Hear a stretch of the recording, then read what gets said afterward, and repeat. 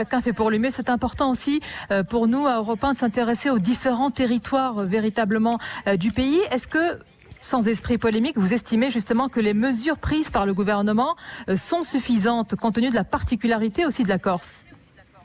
Alors non, et nous l'avons dit tous ensemble, nous l'avons dit jeudi de manière cohérente en Corse. En Corse, il y a aujourd'hui un large consensus pour demander d'une part la généralisation des tests et d'autre part que les traitements à la chloroquine puissent être prescrits d'une façon plus large que ce qu'a décidé ces derniers jours le gouvernement. Donc je dis qu'il y a un large consensus puisque les médecins corses, donc réunis au sein de l'URPS, mais aussi les 3 conseils de l'ordre des médecins, l'université de Cortés et ses scientifiques ont dit, réunis dans un collectif qui s'appelle le collectif anti-Covid, ils ont dit d'une même voix qu'il fallait élargir le champ de prescription de la chloroquine et qu'il fallait généraliser les tests.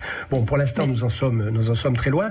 Les politiques... Mais attendez, c'est important, Jean-Guy Talamoni. Et pourquoi est-ce qu'il y aurait, expliquez-nous, pourquoi est-ce qu'il y aurait une exception Corse une fois que les mesures du gouvernement ont été décidées pour l'ensemble du territoire, eh bien elles s'appliquent partout en France, sans différence. Et ce n'est pas à géométrie variable. Alors, le problème, c'est que la Corse est dans le monde italien, même si administrativement, bien entendu, vous savez, le virus, il ne connaît pas les papiers de nationalité. Nous sommes dans le monde italien, géographiquement, nous avons des relations avec l'Italie qui sont Vous avez encore des relations avec l'Italie ? Les relations n'ont pas été suspendues, les vols ? Elles ont été suspendues très tardivement. En ce qui me concerne, j'avais demandé plusieurs semaines avant que l'on suspende les rotations maritimes, parce qu'effectivement, il y a un certain nombre de personnes qui sont venues de l'autre côté de la mer, notamment des personnes qui ont des résidences secondaires. Certains sont malades d'ailleurs, nous le savons aujourd'hui, et évidemment cela va peser aussi sur les services de réanimation. Donc là il y a eu un petit retard, mais bon, il y a eu un retard, mais je pense que l'heure n'est pas à la polémique, puisque aujourd'hui ces rotations ont été quasiment arrêtées, enfin s'agissant des passagers, le fret bien sûr continue, mais bon, de toute façon, je crois que chacun fait pour le mieux. Il ne s'agit pas ici de dire que, vous savez, on a des relations qui sont relativement fluides, y compris avec les services de l'État. Nous nous rencontrons tous les matins au sein de la cellule de crise et j'imagine que chacun fait pour le mieux. Bien sûr, et c'est important de l'entendre de votre part.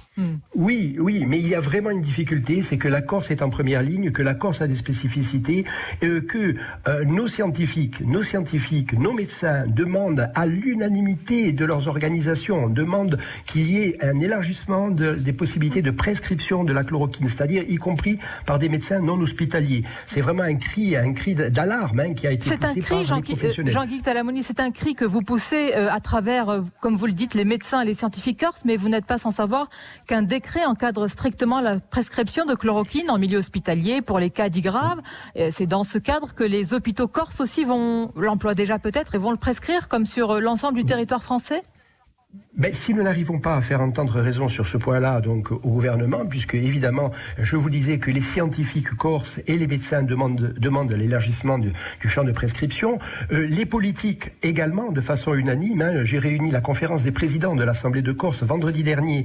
Il y avait tous les groupes de l'Assemblée, y compris le groupe qui soutient le président de la République.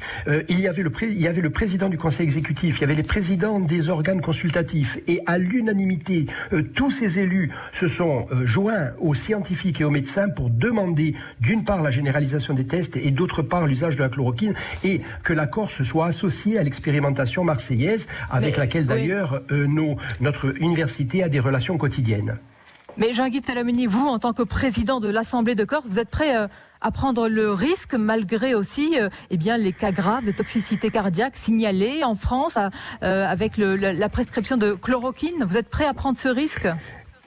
Eh bien, écoutez, moi, je fais confiance aux scientifiques de Corse. Alors, on nous parle aussi de l'autre côté. Mais il y a les scientifiques français, plus largement, qui sont divisés là-dessus, tout à fait. Vous savez. Non, mais d'accord, mais si vous voulez, vous avez des scientifiques qui sont aujourd'hui, qui conseillent le président de la République française. Ce sont bien ces scientifiques qui ont dit, il y a quelques jours, que nous pouvions aller voter au premier tour des élections sans danger. Et ensuite, nous avons vu ce qu'il en a été. Il y a des morts qui sont dues directement à ce premier tour des élections.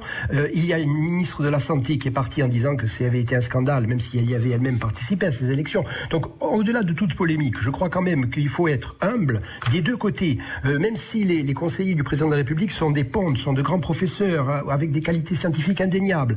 Aujourd'hui, en Corse, nous avons une situation particulière et nous avons des scientifiques qui disent d'une même voix et des médecins qui disent, voilà, nous avons besoin de pouvoir prescrire de la chloroquine en dehors des cas prévus. Et surtout si on en vous amont. entend bien, vous ne faites pas confiance, et sans entrer dans la polémique, vous ne faites pas confiance au conseil scientifique qui entoure le président. Vous nous dites ce matin, eh bien, nous, les médecins, les scientifiques qui nous entourent sur l'île, veulent cette généralisation de la chloroquine malgré les risques. Ben, écoutez, les risques, bien entendu, mais vous savez, tous les médicaments ont évidemment des effets secondaires. La chloroquine, c'est un médicament qui est connu, que l'on donnait d'ailleurs à tous ceux qui partaient pendant des dizaines d'années, donc à tous ceux qui partaient et qui partent en Afrique alors qu'ils sont parfaitement sains. C'est un médicament qui est connu, qui évidemment, il a des effets secondaires. Et il est vrai que le processus scientifique n'a pas pu aller à son terme. Chacun en est conscient. Mais on nous dit que nous sommes en guerre. Et en tout cas, nous sommes peut-être pas en guerre, mais en tout cas en situation d'urgence. Je pense, en ayant écouté les scientifiques corses, mais pas seulement, parce qu'il y a beaucoup de professeurs de médecine français qui vont dans le même sens aujourd'hui quand même, et qui contestent la position du Haut Comité, du Haut Conseil. Donc, oui.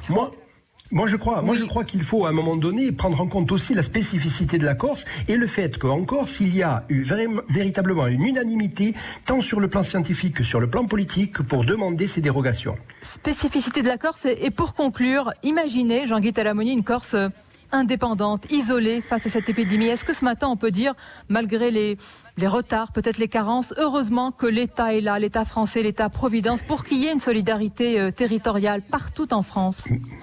Mais je crois qu'aujourd'hui, la solidarité, elle n'est pas territoriale, elle n'est pas nationale. La solidarité, elle est internationale. Vous savez, lorsque l'on voit comme la France également et tous les pays du monde sont dépendants du reste, je crois que ce n'est pas le moment d'agiter nos drapeaux nationaux, mais le moment de laisser la parole à nos sentiments d'humanité, d'entraide entre tous les peuples de la Terre qui sont frappés aujourd'hui. Merci Jean-Guy Talamoni. Vous restez avec nous. Les questions de nos auditeurs avec Mathieu.